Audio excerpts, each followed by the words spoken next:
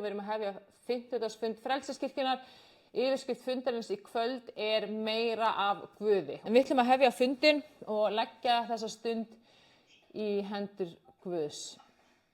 Já, góði Guð, við bara þökkum þér fyrir að við fáum að koma hérna saman og dvelja í þinni nærveru. Við þökkum þér fyrir að þú ætlar að vinna kraftaverk og lækningu í okkar hjarta, í okkar lífi og við komum bara fram fyrir þig og við knýjum á þig og þráum að fá meira af þér. Við þráum að sjá meira af þér í líf okkar, í starfin okkar og í fjölskyldun okkar og öllum sviðum lífs okkar. Í Jesú nafni. Amen. Amen. Og við ætlum að svara nokkrum spurningum í kvöld eins og til dæmis hvað Guð, hver Guð, hvernig fáum við meira af Guði og hvað gerist þegar við öðlumst meira af Guði. Og hvort sem við gerum okkur fyllilega grein fyrir því ekki, að þá það þannig að hjart okkar þráir alltaf meira af Guði. Og það sama hvaða þörf innra með okkur, eða hvað það sem að okkur skortir, eða við þráum að öðlast eða okkur vantar, þá það alltaf meira af Guði. Og það þannig að margir reyna að eyða ævinni í að fylla upp í eitthvað tómarúm innra með sér, með alls konar hlutum úr heiminu, hvort sem það eru peningar eða matur, eða viðurkenning frá öðru fólki, eða afþreying, eða samfélagsmiðlar. En ekkert af þessu sem að heimurinn getur gefið eða gefur, getur mettað sál okkar til lengdar. Og Guð hefur skapað okkur, við sem erum hans börn, í sinni mynd og hann gaf okkur frjálsan vilja og vald yfir okkar eigin lífi og hann bíður eftir því að við notum þetta vald til þess að velja hann og til þess að knýja á hann og öðlast meira á honum. Og þegar við stígum þetta skref að færa okkur nær Guði, að þá áttum við okkur ekki bara betur á því hver Guð heldur líka hvað hann Við förum að kynnast Guði persónulega og við förum að sjá að allt sem við þörfnumst, bókstaflega allt, meira af Guði. Og ég þekki að sjálf hvernig að vera lifa án Guðs og ég var svona yfirlýstu trúleysingi í mörg ár, eiginlega allt mitt líf þar til ég var orðin fullorðin kona og ég var að eyða svo mörgum árum og svo mikilli orku og miklum tíma í að leita að einhvers konar lífsfyllingu, leita að friði, leita að lækningu, leita að lausn, leita að svörum, leita að hjálp, leita að vináttu, leita að björgun og viðurkenningu frá heiminu á öllum röngu stöðunum. Og ég hafði ekki hugmynd hver Guð var eða yfir höfuð að Guð var til. Og í hjarta mínu þá hafði ég bara afneitað Guði, ég hafði afneitað því að það væri eitthvað til sem héti Guð eða hvað þá Jesús Kristur og það ríkti í hjarta mínu svona kaldhæðnisleg og köld svona heimsmynd og þar af leiðandi líka sjálfsmynd. Og á þessum tíma glímdi við mörg og svona erfið og fjölþætt veikindi og sjúkdóma eins og alkoholisma og kvíða og króníska verki og þessi einkenni héldu áfram að versna og versna eftir því sem árin liðu. Og á einhverjum tímapunkti í mínu lífi þá var ég komin á þann stað að þessi veikindi og þetta myrkur var svona eiginlega bara búið að taka yfir líf mitt. Og í mínu hjarta þá hafði ég engan frið og ég hafði enga sátt og ég hafði enga lækningu og engan raunverulegan tilgang. Áfengi gaf mér tímabundna lausn og veitti mér það tímabundi meðal annars að með áfengi gat ég svona slökkt á þessari þvottavél, slökkt á hausnum á mér, slökkt á þessari spólandi þvottavél sem að var stöðugt í gangi inn í hausnum á mér og áfengi gaf mér tímabundi kjark og sjálfstraust sem ég hafði ekki þegar ég var allsgáð. Og þannig gaf áfengi mér svona ákveðið falskt öryggi og falskt frelsi frá þessum nagandi ótta og kvíða. Og ég gat svona kúplað mig svolítið út úr sjálfum mér. Ég gat svolítið flúið undan sjálfum mér þessari vanlíðan sem að kraumaði, þessi myrkri sem að kraumaði innra með mér. Og þannig var Bakkus ómeðvitað, var ég búin að gera Bakkus eða áfengi að Guði í mínu lífi. Og á endanum var bara í orðin þannig að ég var farin að drekka alla með vökutíma til þess að reyna að fylla upp í þetta gapandi tómarum innra með mér. Og það var ekki fyrr en ég var komin algjörlega lengst út á bjargbrúnina þar sem ég var tilbúin að auðmýkja mig og segja ok, mögulega einhver æðri máttur þarna úti. Mögulega eitthvað sem heitir, einhver kraftur, einhver orka, mér æðri sem að gæti hugsanlega hjálpa mér.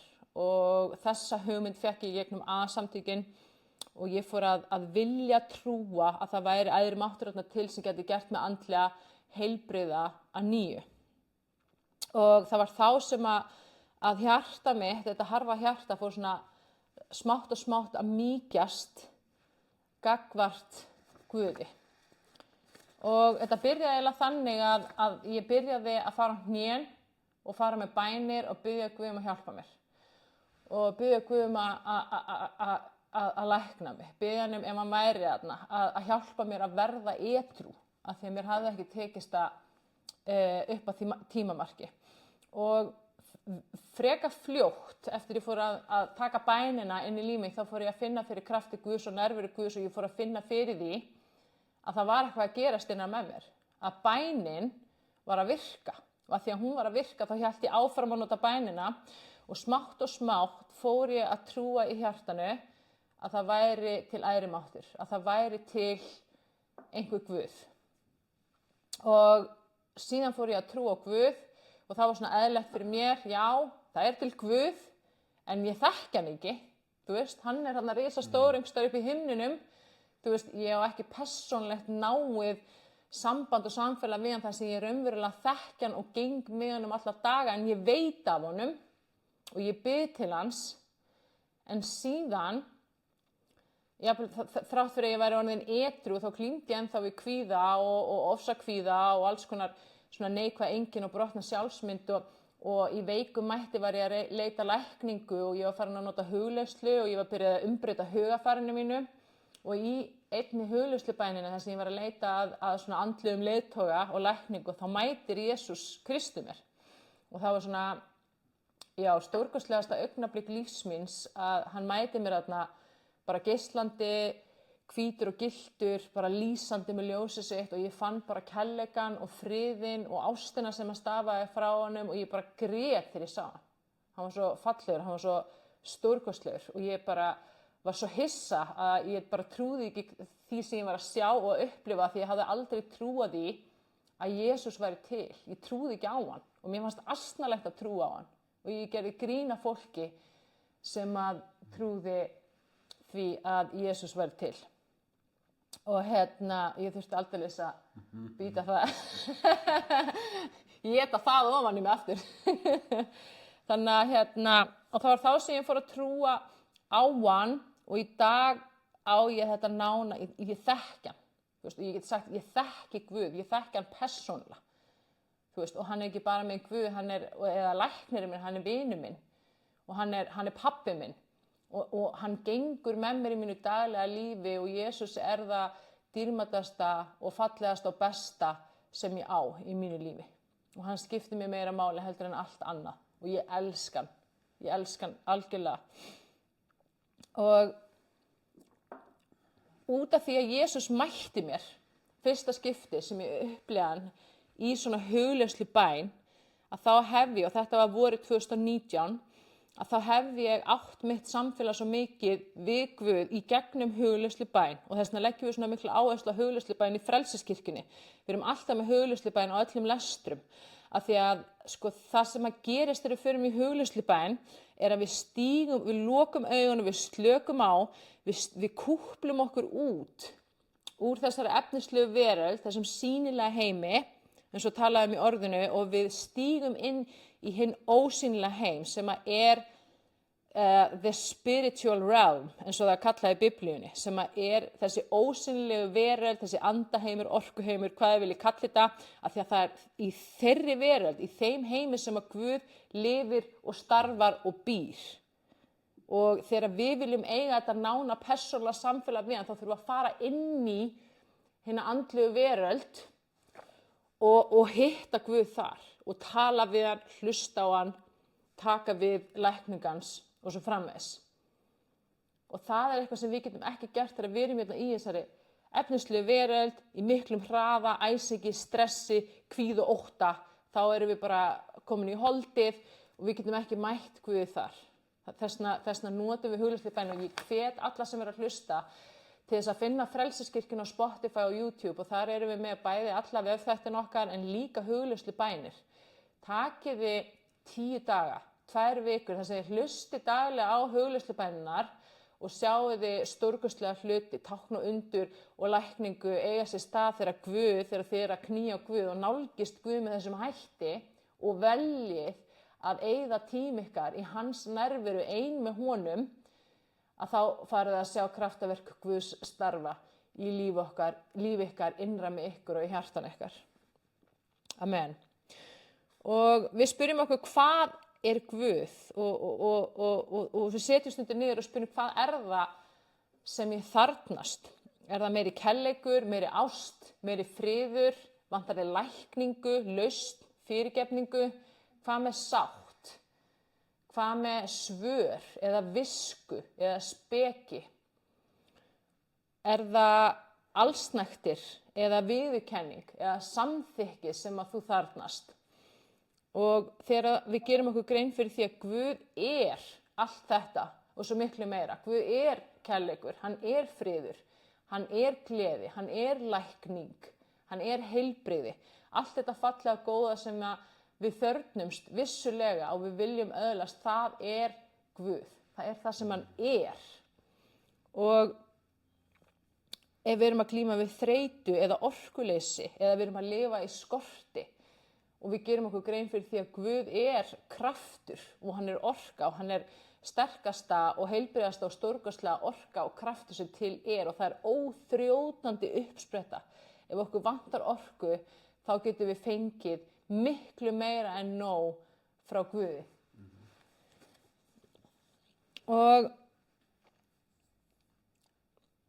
En það svo oft þannig að við erum ekki að leita til Guðs með það sem við þörfnumst eða það sem okkur vantar. Við erum að leita í heiminn eða við erum að leita í annað fólk eða við erum að leita í eitthvað allt annað en Guð til þess að fá þessum þörfum okkar fullnægt. Og það sem að gerist þegar við erum að leita í heiminn til þess að fá þörfum okkar fullnægt að við lokum fyrir kraft Guðs og við snúum hjart okkar frá Guði á því tiltekna sviði og þá getur Guð ekki veitt okkur það sem við þörfnumst. Og þannig hleypum við myrkrinu inn í hjart okkar og við fáum minna af Guði inn í líf okkar, inn í hjart okkar, en ekki meira. Og við viljum fá meira Guði. Og það mjög góð versum þetta í Mattheusar Guðspjalli í 7. kafla, 24. til 34. versi. Og þar Jesús skráði Mattheus niður fjallræðina sem Jesús hélt. Og í 24. versi segir Jesús: enginn getur þjónað 2 herrum. Annaðhvort hatar hann annan og elskar hinn eða þýðist annan og afrækir hinn. Þér getið ekki þjónað Guði og mammon. Og þannig verið að vísa í mammon sem Guð peningan, sem peningaguð, sem svona hjáguð. Og hann segir hérna í 25. versi: því segi yður verið ekki áhyggjufull líf yðar. Hvað þér eigið að eta eða drekka, né heldur líkama yðar. Hverju þér eigið að klæðast? Lífið ekki meir en fæðan og líkaminn meir en klæðin? lítið til fugla himinsins, hvorki sá þeir né uppskera, né safna í hlöður, og faðir yðar himneskur fæðir þá. Eru þér ekki miklu fremri þeim? Og hver yðar getur með áhyggjum aukið einni spönn við aldur sinn? Svo segir hann hérna, í 31. versi, segi því ekki áhyggjufull, hvað eigum við að éta, hvað eigum við að drekka, hverju eigum við að klæðast.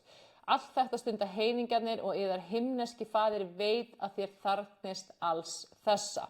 En leitið fyrst hans og ríkis hans og réttlætis og þá mun allt þetta veitast yður að auki.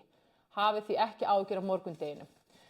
Og þessi vers og boðskapurinn í þessum versum svo miklu meiri og miklu dýpri heldur en bara það að Guð segja ekki hafa áhyggjur. Þið græðið ekkert á því að hafa áhyggjur og það ekkert að gera heldur en annað en bara jafnvel að stytta líf ykkar. Boðskapurinn í þessum stórkostlegu versum felur einfaldlega í sér loforð Guðs sem faðir okkar á himnum til okkar að hann muni sjá okkur, að hann muni sjá fyrir okkur, að hann verndi okkur og uppfylli allar okkar þarfir og passa okkur. Þegar við leitum fyrst hans ríkis og réttlætis. Guð að segja, við þurfum ekki að vera háð þessum efnislega heimi eða öðru fólki eða hlutum úr þessum heimi til þess að fá þörfum okkar mætt. Það eina sem við þurfum að gera að leita hans.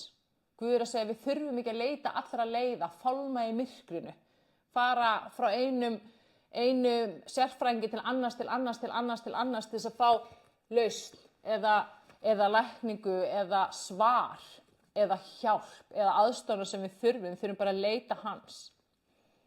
Guð segir að við getum hvílt í hans faðmi, í hans öryggi og í hans fyrirsjá róleg, vernduð, örugg og áhyggjulaus. Og í þessum efnislega heimi sem við lifum hérna í en erum ekki frá, þá er svo auðvelt að fylla hugan alls konar áhyggjum. En þegar við veljum að afhenda það til Guðs og leita fyrst hans, þá getum við hvílt áhyggjulaus í hans faðmi og í hans ljósi. Og þá hörfar myrkrið úr líf okkar.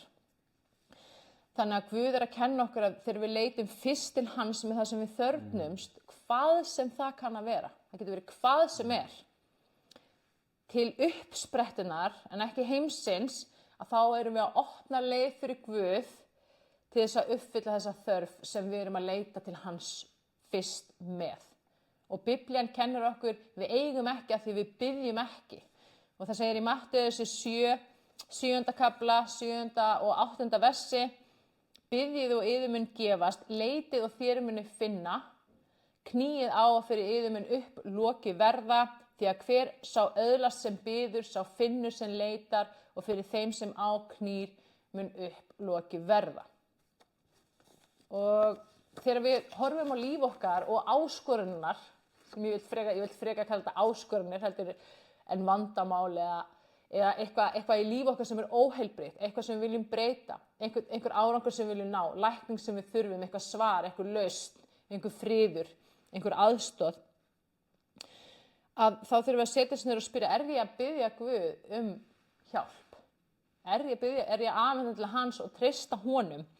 Er ég að leita fyrst til annarra eða í heiminn eða jafnvel til sjálfsmins? Er ég að segja, ég ætla að gera þetta sjálf eða sjálfur? Ég ætla að redda þessu. Ég ætla að sjá til þess að og svo framvegis. Og einhver sagði að dýrustu ráðin eru lélegustu ráðin. Og stundum erum við að leita til fólks eitthvað ráð og það er kannski bara ráð við einhverjum vanda sem að viðkomandi kannski sjálfur í og hefur ekki sjálfur leyst. Og hversu gáfulegt er það? Er hann eða hún með svarið? Eða þá við erum að leita til einhver sem hefur bara ekkert vita því sem við erum að takast á við. Eða við erum að reiða okkur á okkar eigið hyggjuvit í stað þess að treysta Guði. Og við gerum okkur ekki alltaf almennilega grein fyrir því hvað við höfum, að við sem sálir, sem manneskjur höfum í gegnum Jesú Krist beinan aðgang, greiðan aðgang að Guði almáttugum sjálfum, skapara himins og jarðar. Guði sem að hefur alltaf verið til, sem að mun alltaf vera til, sem er alvitur, almáttur, alsjáandi, allstaðar. Það er engin önnur persóna sem hefur nokkuð tíma verið til, sem að er þannig annar en Guð almáttugur sjálfur. Og ef við höfum þennan beina og greiða aðgang að honum sem að veit allt og skilur allt, af hverju erum við þá að leita að svörum, að lausn, að lækningu, að ráðum einhvers staðar annars staðar frá? Og alltaf oft erum við að ganga fram hjá Guði og leita til einhvers annars sem að veit jafn lítið og við eða jafnvel minna. Og svo skiljum við ekkert í því af hverju við erum að lenda í sífelldum ógöngum og förum jafnvel að kenna öðrum Svo getur það líka gerst að við erum stundum að leita til einhverja svona óskilgreindra andlegra leiðtoga eða jafnvel engla eða jafnvel sálna, framliðina, forfeðra í stað þess að leita beint til Guðs. Og þegar við erum að leita eftir að fá frið, fá ráð, fá lausn, frá svör, frá lækningu, þá þurfum við að spyrja okkur, hvert ætla ég að leita? Ætla ég að leita til hans sem að er lækningin, hinn eina sanna lækning, eða ætla ég að leita eitthvað annað? Amen. Þannig að við eigum ekki að því að við biðjum ekki og við fáum ekki það sem okkur sárlega vantar af því að við erum ofta að leita á röngum stöðum. Og Jesús Kristur, Guð almáttugur, hann er það eina í þessum heimi sem er svona one size fits all. Hann passar fyrir alla, hann er fyrir alla, hann elskar okkur öll, sama hver við erum, hvað við höfum gert. Sama hversu lengi við höfum afneitað honum eins og ég gerði. Og það er ekki neitt sem þú getur gert eða sagt eða afrekað sem að færa til þess að elska þig meira, heldur en hann elskar þig núna. Og þú þarft ekki að taka til í lífinu þínu eða verða rosa heilug eða heilagur eða fullkomin áður en þú getur leitað til hans. Þú getur komið til hans með sjálfan þig, með alla þína brotnu fortíð, sársaukann, skömmina, kvíðan og óttann, og erfiðleikana, afbrotin, misgjörðirnar og afhent til hans og hann fyrirgefur og hann afmáir þetta. Hann breiðir yfir þetta og hann horfir ekki á þetta, heldur horfir á hann það fallega og góða innan með þér. Og hann gefur þér nýjan anda sem er fæddur af Guði. Amen. Amen. Og Jesús Kristur er líka eina persóna sem skilur þig betur og meira heldur en allir aðrir. Þegar Jesús gaf líf sitt á krossi, þá dó hann ekki bara og fyrirgaf alla syndir, heldur tók hann á sig allt myrkur, alla skömm, alla smán, alla sjúkdóma, allar byrðar, allan þunga, öll svik, níð, allan sársauka, allt þetta slæma sem til er í þessum fallna heimi og hann upplifði þetta í botn. Og hann gerði það fyrir þig og fyrir mig svo við, börnin hans, þyrftum ekki að bera þetta hér meðan við erum að gangi gegnum þetta líf. Að við þyrftum ekki að vera að bera þetta sjálf. Og þegar Jesús gekk á jörðu þá var hann 100% Guð, en hann var líka 100% maður og hann var í holdlegum líkama. Alveg svo við erum hérna núna að ganga hérna á jörðinni og þegar hann stundin nálgaðist það sem átti að fara krossfestan, það sem hann er handsamaður og krossfestur, þá var streitan innra með honum svo ofboðslega mikil að hann svitnaði blóði. Og það bara, þetta er fyrirbæri sem er til og það er svona algjör, svona ofsa ofur streitu álags einkenni þegar manneskja svitnar blóði. og Jesús, hann langaði ekki til þess að gangi gegnum það. Hann vildi það ekki. Hann vildi ekki gangi gegnum þessa hryllilegu áþján og deyja, láta krossfesta sig á þessu krossi. Og hann bað til föðurins og bað föðurinn að taka frá sér hennar kaleg. En hann sagði líka, verði þinn vilji ekki minn. Og hann afneitaði sjálfum sér. Og hann valdi að deyja af því að það var vilji föðurins til þess að við getum lifað. Til þess að við getum eignast eilíft líf í himnaríki Guðs, í Guðs ríkinu. Og það er svona mikið sem að Guð elskar okkur, sem að Jesús elskar þig. Og jafnvel þótt að þú hefði verið eina sálin, þá hefði hann samt dáið á krossinum. Og Jesús sagði að hver einasta sál er svo dýrmæt og mikilvæg í augum Guðs. Hún er dýrmætari og mikilvægari heldur en allt heimsins gull, demantar, gersemar og gimsteinar. Og þessi krossfesting Jesú á krossinu, þegar hann var krossfestur líkaminn hans og hann var deyddur með þeim hætti, það er tákn upp á krossfestingu holdsins og það að deyja gagnvart allri sjálfshyggju. Og í þessu felst að við veljum að lifa í andanum en ekki holdinu. Við lifum í Guðsríkinu en ekki í þessum fallna heimi. Og í Guðsríkinu eru allt aðra reglur heldur en reglurnar sem eru í þessum heimi. Til dæmis bara eitt lítið dæmi að í Guðsríkinu þegar þú gefur í Guðsríkinu þá ferðu. Því meira sem þú gefur, því meira ferðu. En heimurinn segir, þegar þú gefur, þá missir þú það. Þannig að og Guðs ríki, það er það sem að gildir. Og við þurfum að velja að lifa þar, frekar heldur en að lifa hérna í þessum efnislega heimi. Og þegar við veljum að skipta út okkar eigin vilja fyrir vilja Guðs inn í líf okkar og við gefum upp stjórnina til hans, að þá fara stórkostlegir hlutir að eiga sér stað í okkar lífi. Að því að Guð veit betur en við sjálf hvað er okkur fyrir bestum. Það er sannleikur. Og þannig fyrir við að lifa ekki fyrir okkur sjálf heldur fyrir Guð og við fyrir að vinna með Guði í að hreinsa hjart okkar og þannig öðlast meira af Guði inn í líf okkar. Meira af honum inn í líf okkar. Og það er stórkostleg kennslumitt í allri biblíunni. En ég ætla að taka hérna Matteus og Guðspjall áfram, þar sem Jesús er að kenna í fjallræðinni. Og þetta er 7. kaflinn, 16. vers í Matteus og Guðspjalli. Það segir Jesús, þegar þér fastið, þá verið ekki döpur í bragði eins og hræsnarar. Þeir afmynda andlit sín svo að engum dyljist að þeir fasta. Sannlega segi yður þeir hafa tekið út laun sín. En þegar þú fastar þá smyr höfuð þitt og þvo andlit þitt, svo að menn verði ekki varir við að þú fastir heldur faðir þinn sem er í leynum og faðir þinn sem sér í leynum mun umbuna þér.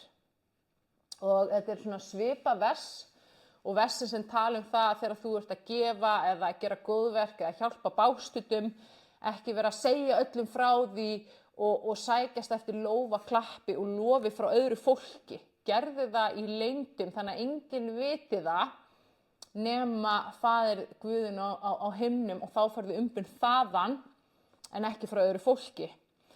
Og ég stundum í gegnum tíðina svona pælt í þessum versum og velti þessu fyrir mér hvað þetta þýðir og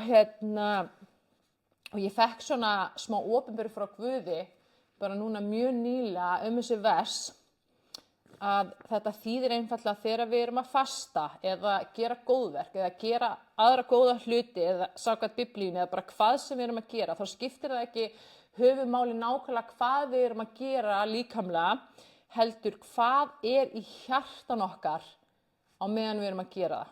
Hver er ásetningurinn í hjartanu mínu þegar ég er að fasta? Hver er ásetningurinn í hjartanu mínu þegar ég er að biðja? Hver er ásetningur í hjarta mínu þegar ég er að hjálpa einhverjum bástöddum? Fyrir hvern er ég að gera þetta? Og það er þetta sem að skiptir öllu máli þegar kemur að því hvort við höfum meira Guði eða minna Guði í líf okkar. Ertu að gera góðverk svo að annað fólk sjáu hvað þú ert góð eða góður? Ertu að fasta og svo barma þér og gretta þig og geifla svo að annað fólk sjáu og allir viti hvað þú ert heilög eða heilagur eða andlegur eða á miklu andlegu ferðalagi?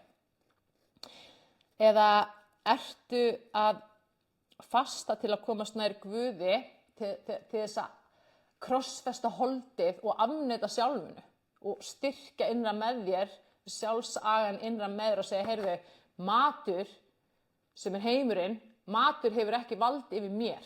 Matur hefur ekki vald yfir mér og mínu lífi og fær ekki að stjórna mér og fasta mjög stórt atriði til þess að fá frelsi frá mat. Og erum við að gera góðverk af því það er það sem að Guð og Jesús boðar í orðinu sínu að við eigum að hjálpa þeim sem að eiga minnst og þeim sem að eiga erfitt. Það er hjartað okkar, það er í hjartan okkar ásetningunum sem skiptir öllu máli fyrir það hversu mikið við höfum að Guði í okkar lífi. Og við getum spurt okkur líka með bænana, af hverju er ég að biðja tiltekinna bænar? Er ég að biðja bæna til þess að fá meiri pening? Og þetta er góð og gild bæn og það má biðja Guð um pening. Það má. Og Guð er allsnægtur og hann vill gefa okkur fjármuni og hann vill ekki að við lifum í skorti. Ég ætla bara að taka það fram.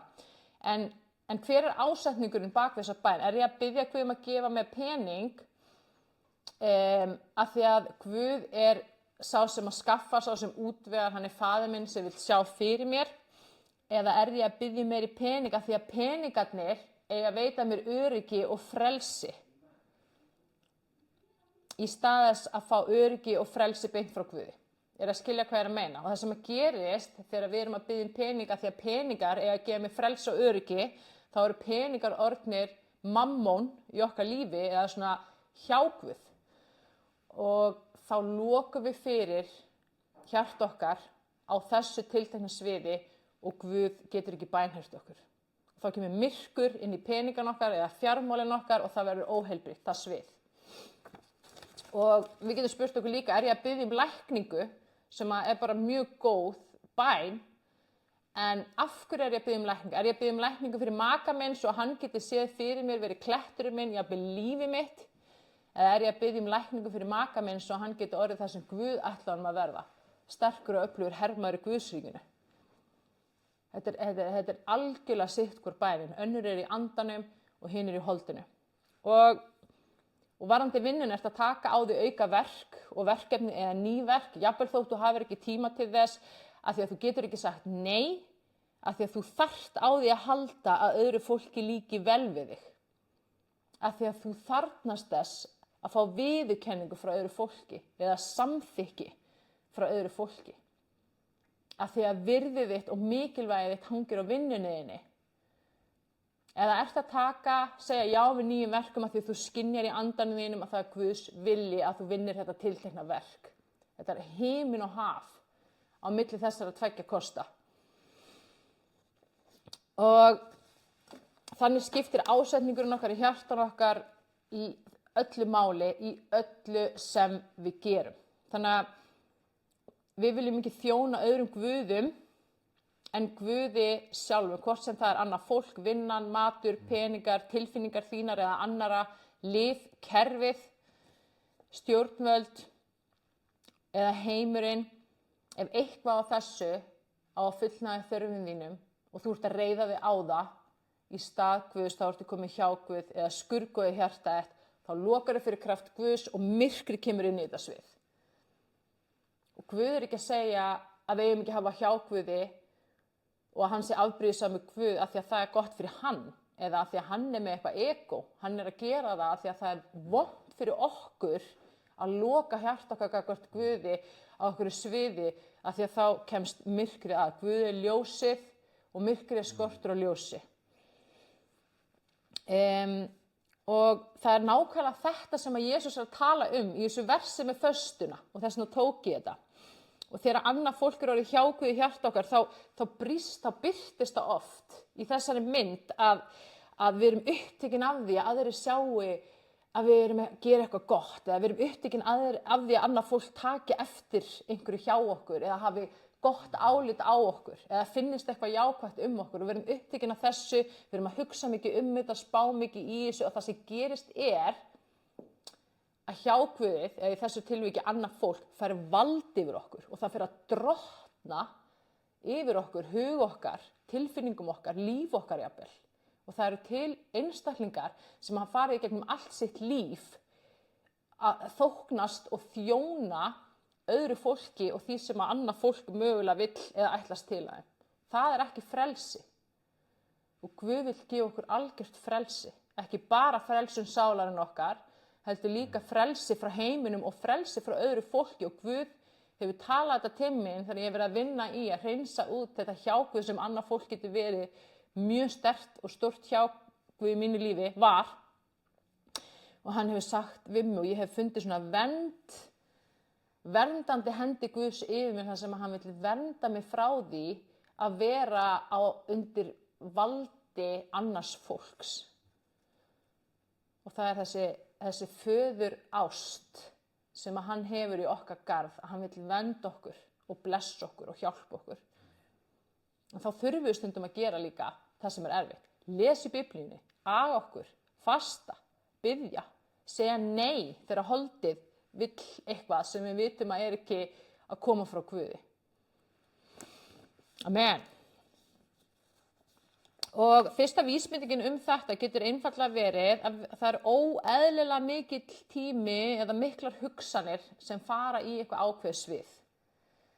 Það getur bara verið fyrsta vísbendingin. Að mögulega er einhver hjáguð eða eitthvað skurgu á þessu sviði og við höfum lokað fyrir Guð á því sviði. Þannig getur við verið ofur upptekin af líkamanum okkar, útlitinu okkar, vinnun okkar, öðru fólki, tilfinningum annara, peningum, húsnæði, lyfjum, kerfinu og svo framvegis. Og annað bara lítið dæmi, til dæmis með útlitið, og þess að við talaðum útlitsstyrkun í samfélaginu og það er ekki ástæðulausu, það er raunverulega þannig, að ef að útlitið mitt á að gefa mig virðingu, athygli, samþykki í stað Guðs, þá fer hugur minn sjálfkrafa mjög mikið að snúast útlitið mitt.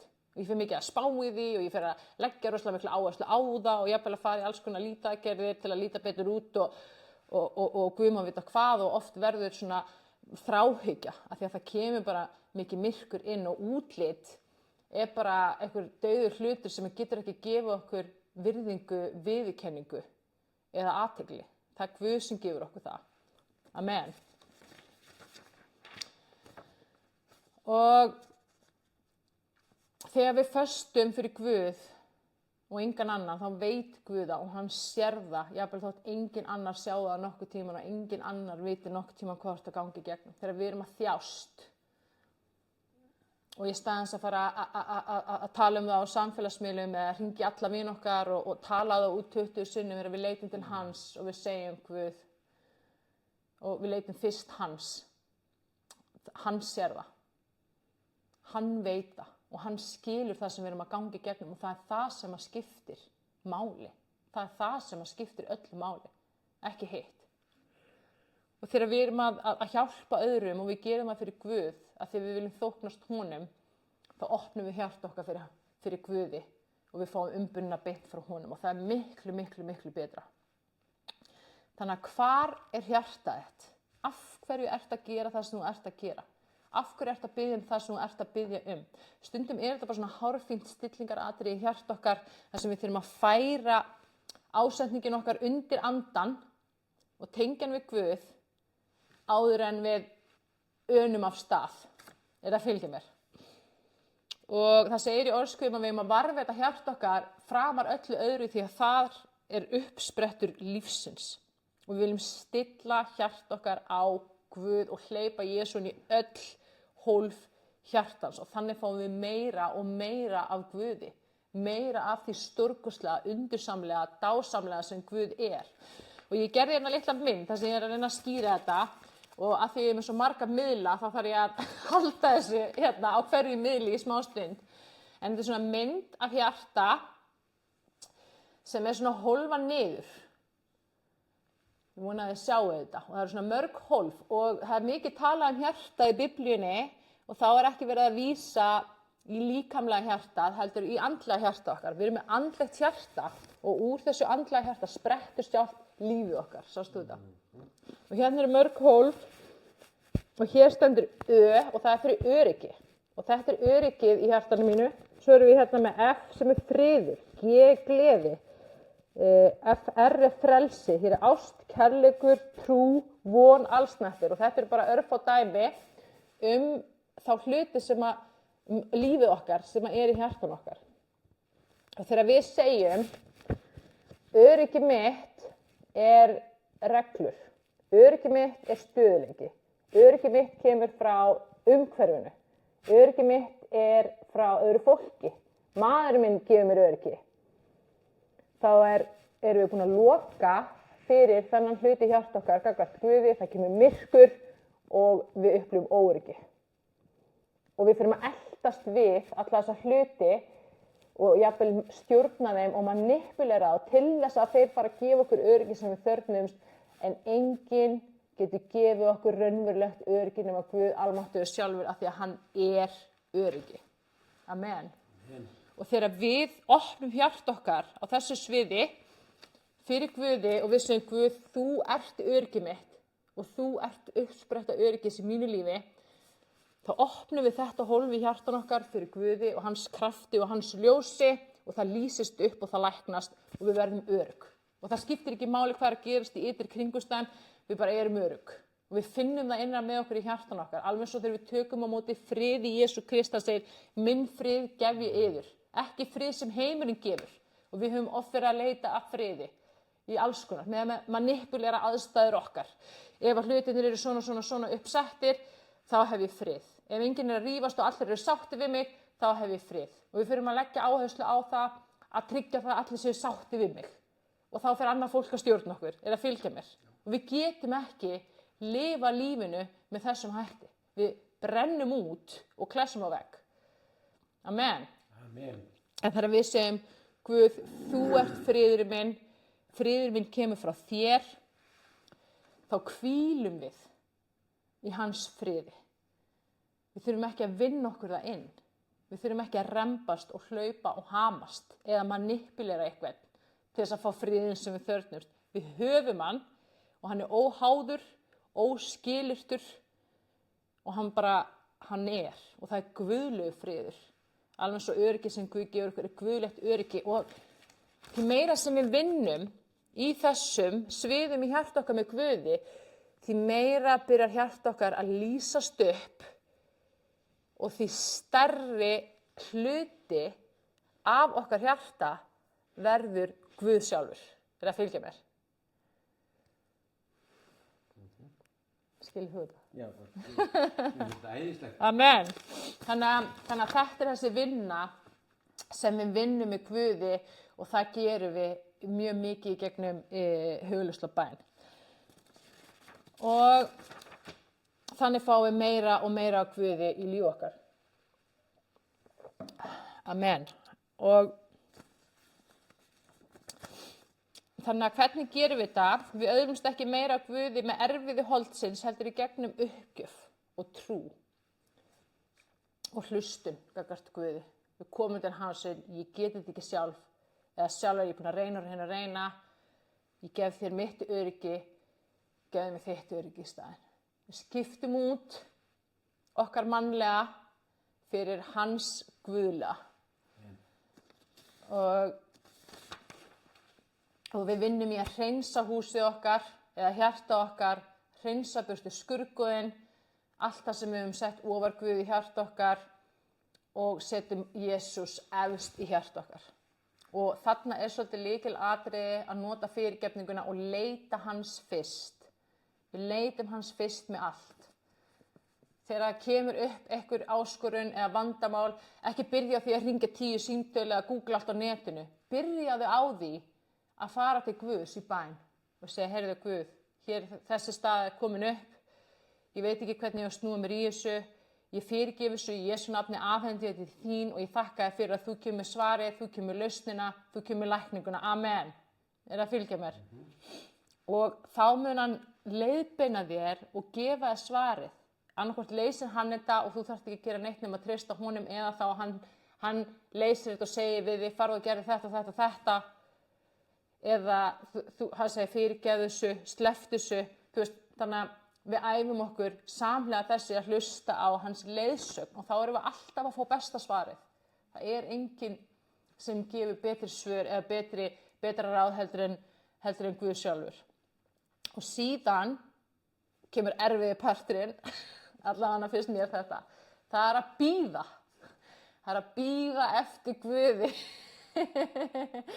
Og þetta er bara rosalegt dæmi, sko. Ég er að segja ykkur að það að taka á móti Jesú og vera kristinn, það er ekki bara kærleikur, ást og kraftaverk og lækning og það er alveg líka erfiður partur, skilju, þegar maður er komin aðeins dýpra inn í ferðalagi með Guði, þá fer að reyna á okkur, en það er í gegnum þessa áreynslu sem að þroskinn kemur og trúin í hjarta okkar fer að stækka og Guð fer að starfa á stórkostlegri máti í okkar lífi. Þannig að við bíðum eftir Guði.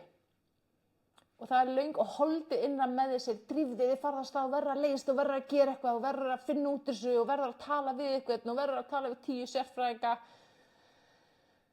Og þá þurfum við að velja að afneita holdinu og lifa í andanum og segja, ég ætla að bíða eftir Guði, ég ætla að treysta Guði. Af því ég ætla að fá lausnina þaðan. Amen. Og við lesum orðið. Ef við viljum meira af Guði, þá lesum við orðið. Jesús eða Guð er orðið og í hvert skipti sem við tökum upp Biblíuna og lesum í henni, þá erum við að innbyrða Guð. Og það er kraftur, lífsbreytandi kraftur í þessu orði og það er krafturinn sem fer inn í okkur og umbreytir okkur innan frá, við fáum meira af Guði. Þannig að þetta er einn svona auðveldasta go-to leiðin ef við viljum fá meira af Guði, það er að lesa í orðinu. Amen. Og við biðjum í anda, þegar við erum að biðja muni, við tjekkum á hjartanu. Er ég að gera þetta til þess að þjóna einhverju hjá Guði í hjarta mínu eða er ég að gera þetta fyrir Guð? Er ég að biðja meira af Guði? Stillum hjarta okkar rétt og Guð bæn heyrir. Og svo varðveitum við hjarta okkar, við vorum búin að koma inn á þetta, við vinnum með Guði í að hreinsa út úr hjarta okkar allt sem er ekki frá honum komið og hleypa Guði inn í fleiri svið lífs okkar. Amen. Og þegar við fáum meira Guði og Guð fær meira rými innra með okkur, þá breytist allt og kraftaverk fara að gerast. Fjöllin flytjast, lækning verður að veruleika, við förum að upplifa gegnumbrot í líf okkar og ávextir andan sem eru gleði, friður, kærleiki, réttlæti fara að flæða frá okkur. Við fáum tilgang og hlutverk frá Guði og við fáum sýn frá Guði þá áætlun sem að hann hefur fyrir okkar líf. Og við förum að sjá Guð og þekkja hann betur og við förum að öðlast og eignast fleiri og fleiri af bestu stundum lífs okkar í hans nærveru og í hans faðmi. Amen. Þá ætlum við að fara yfir í hugleiðslubænina. Og hugleiðslubænin virkar þannig að við ætlum að taka bara kannski 10-15 mínútur þar sem við ætlum að hugleiða orðið. Við ætlum að færa okkur nær Guði. Við ætlum að hleypa Guði inn í hjarta okkar og bara leyfa Guði fylla hjarta okkar. Og inn í hugleiðslubæninni erum við alltaf með það sem kallað er frelsisbæn. Og frelsisbæn í henni felst að við veljum að trúa að Jesús sé Guð og játa hann sem Guð í okkar lífi. Og þá gerist stórkostlegt kraftaverk innan með okkur sem er að andi Guðs kemur inn í andan okkar, endurfæðir hann og við fáum nýjan anda fæddan af Guði. Þannig verðum við Guðs börn. Þannig öðlumst við inngöngu með hann inn í himnaríki Guðs og þannig byrjar Guð sjálfur eða hans kraftur og allt sem hann er, kærleikurinn, friðurinn, lækningin, frelsið, að lifa og starfa innra með okkur. Og þá verður allt sem við erum að gera áhrifaríkara kraft meira af því að andi Guðs, þessi heilagi andi, lifir innra með okkur og er partur af okkur og því sem við erum. Amen. Þannig að við skulum bara koma okkur þægilega fyrir.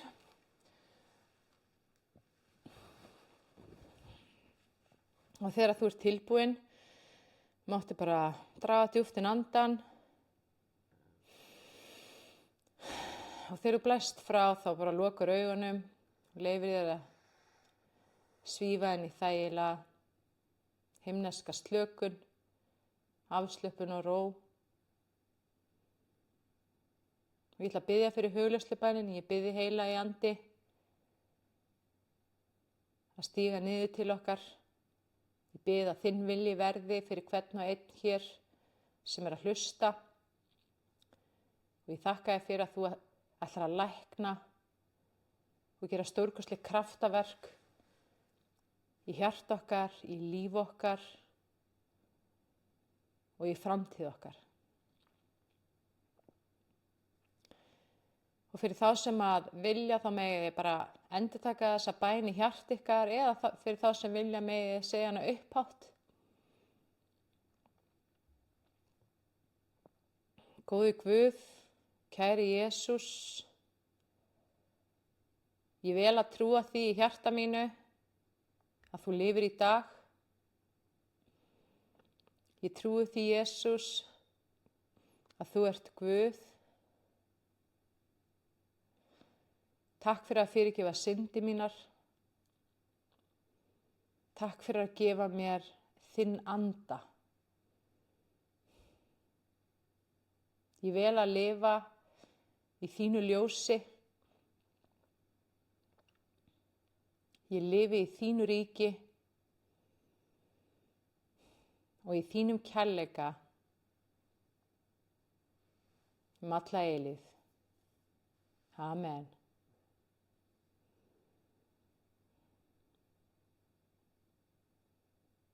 Og ég kem fram fyrir þig, Guð, og ég beygi mig undir þína styrku hönd.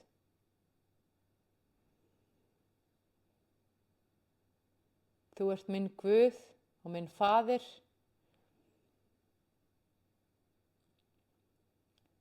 Og ég vel að afhenda þér hjarta mitt.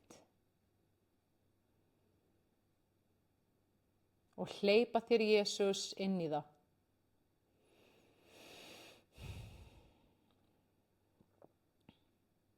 Og ég biðji heilagur andi að fylla hjarta mitt og fylla sál mína og fylla huga minn að þínu ljósi, að þínu lifandi vatni.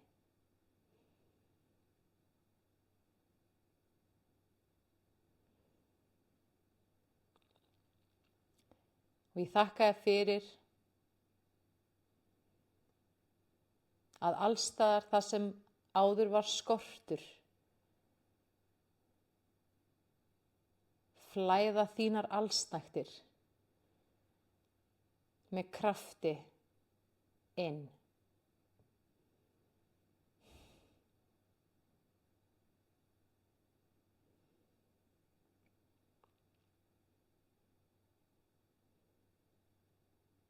Og ég tek ákvörðun frá hjartanu að setja þig, Jesús, efst í hjarta mitt.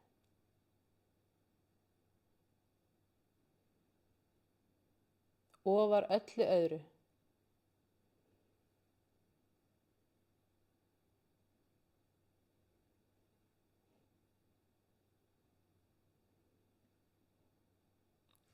Og ég afhendi þér ekki bara hjarta mitt, heldur líf mitt, sálina mína,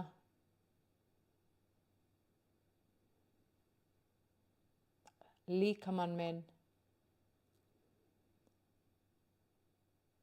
og huga minn.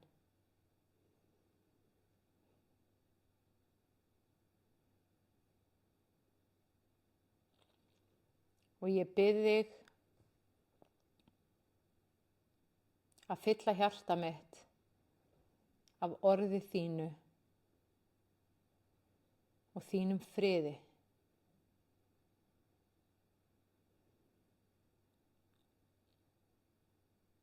Og þú, Jesús, ert friðurinn minn.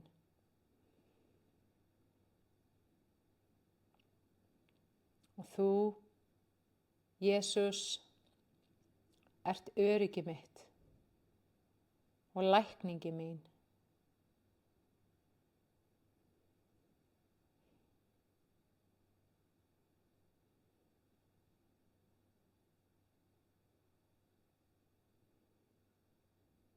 Og ég vil fylgja þér, Jesús.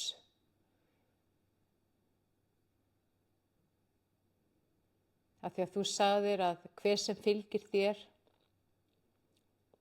mun aldrei þurfa að ganga í myrkri framar. Af því að þú ert ljósið.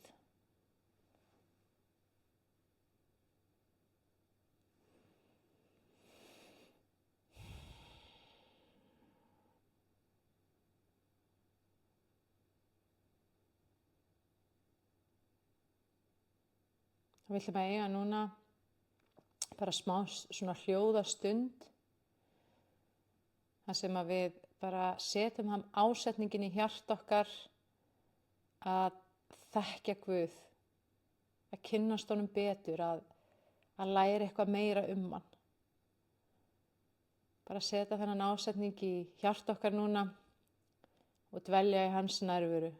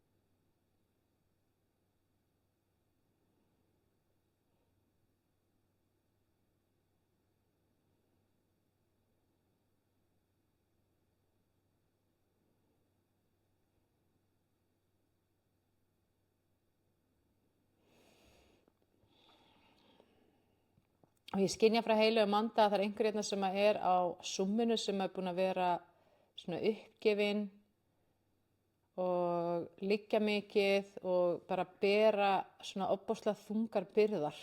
Og það er svona svona tilfinningin svo að vera búin á því, uppgefin, þreyttur og bara liggja. Og bara heilagur andi, hann er að lækna þetta núna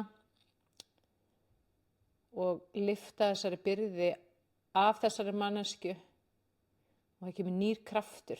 Og ég sé bara viðkomandi mannesku svona rísa upp, standa og það er svona sólskin og bjart og fallegt og það er svona bjart, fallegt framundan. Svona vonarík og björt framtíð, það sem er svona afslöppun og hlýtt og mjög bjart. Amen, takk fyrir þetta, Jesús. Og síðan er annar, það er maður sem hefur verið að glíma við mjög miklar áhyggjur og svona áhyggjur sem að tengjast framtíðinni og starfsgetu og fjölskyldu. Og ég bara sé að heilagur andi er að snerta við þessu manni núna og bara hreinsa burt þessar áhyggjur og setja meiri trúin í hjarta hjá þessu manni. Hann er búin að vera að biðja og Guð er búin að heyra þessa bænir. Og hann er bara bænheyraði núna. Það kemur rosa sterk og falleg trúin í hjarta núna og svona hvíld og áhyggjuleysi og von varðandi framtíðina.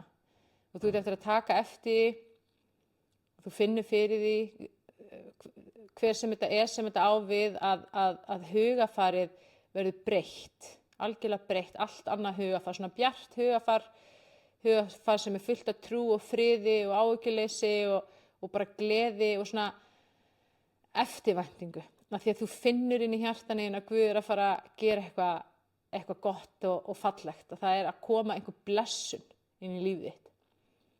Amen. Amen.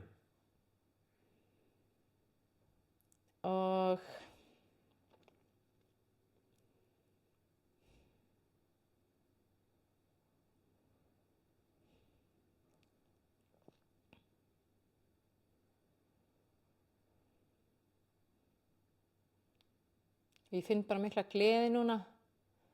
Að Heilagur Andi að starfa. Og rýmið fyrir Guð að stækka í hjarta okkar allra.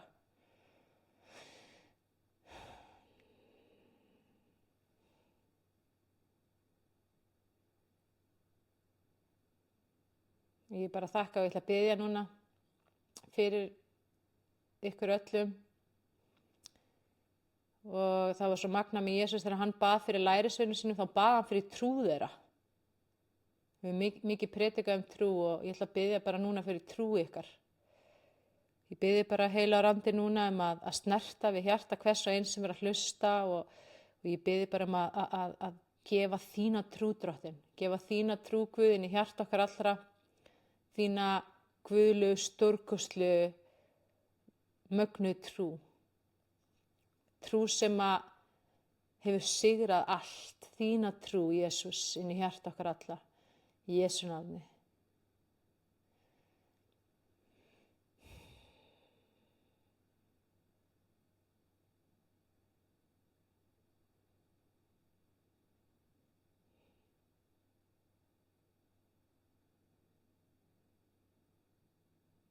Og það kemur svona kall frá Guði að bara dvelja í hans nærveru, gefa honum tíma, vera ein með honum í bæn, í hugleiðslu eða bara sita, segja Guð, ég ætla bara að vera með þér núna, ég ætla bara að eyða tíma með þér og bara sitja hjá þér og með þér.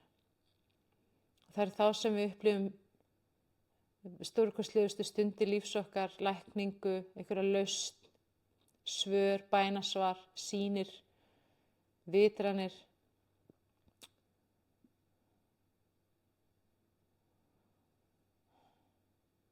Amen. Amen.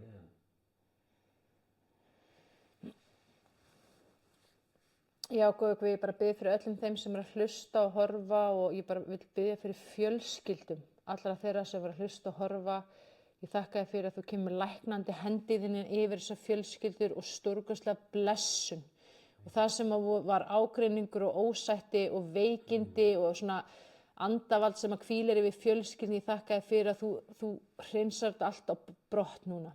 Ég þakka þér fyrir að það kemur heilbrigði, það kemur sátt, það kemur blessun og bara svona ríkari tenging.